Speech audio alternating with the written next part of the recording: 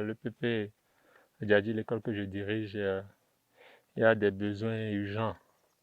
Parmi ces besoins urgents figure le besoin en eau potable.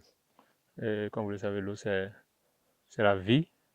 Et sans l'eau, on ne peut pratiquement rien dans n'importe quel domaine.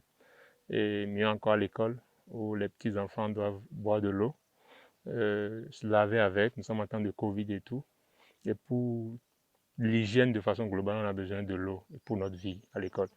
À Djadji, nous n'avons pas de l'eau. Il y a un seul puits dans le village qui ne donne pas de l'eau propre. Bon, aujourd'hui, nous avons à visite l'ONG HRP est revenue, comme elle avait promis, avec un partenaire, l'ONG Wake Up for Your Rights. Et donc, désormais, Djadji a beaucoup d'alliés pour pouvoir parler de son développement, des problèmes qui minent la vie à l'école. Aujourd'hui, nous avons parlé de l'eau surtout, mais après, les autres besoins de l'école, et les fournitures scolaires, les parents, ici c'est un petit hameau, c'est l'agriculture qu'ils font, des petits commerces et tout. Mais visiblement, ça ne leur permet pas toujours de subvenir aux besoins de leurs enfants. Et le droit à l'éducation, qui est un droit qui reste au premier plan au niveau mondial, qui est une préoccupation de tous les pays. Ici, si on n'a pas des coups de main et tout, de ça et là, ça risque d'être hypothéqué. Et les enfants n'ont pas de fournitures scolaires. Les parents n'arrivent pas à régler ce besoin-là depuis, on a déjà fait un mois, une semaine à la rentrée. Donc il y a ce problème de fourniture scolaire qui vient s'ajouter au problème de l'eau.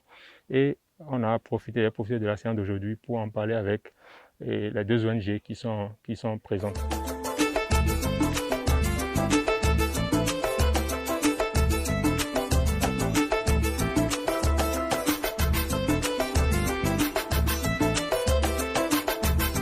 On a trois priorités d'abord.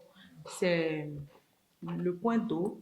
Après le point d'eau, c'est de voir comment on peut appuyer, apporter quelques fournitures scolaires pour faciliter le travail des enseignants aussi.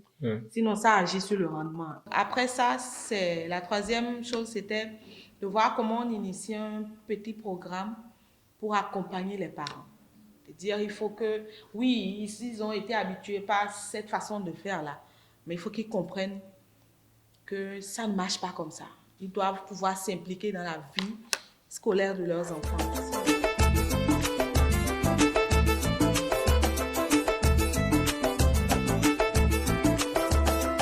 Nous avons, au nombre de ces constats, nous avons également remarqué que l'accès à l'école pose un problème et je crois les apprenants ont pratiquement environ 1 km ou 2 km à faire en marchant pour pouvoir atteindre le seul point d'eau du village.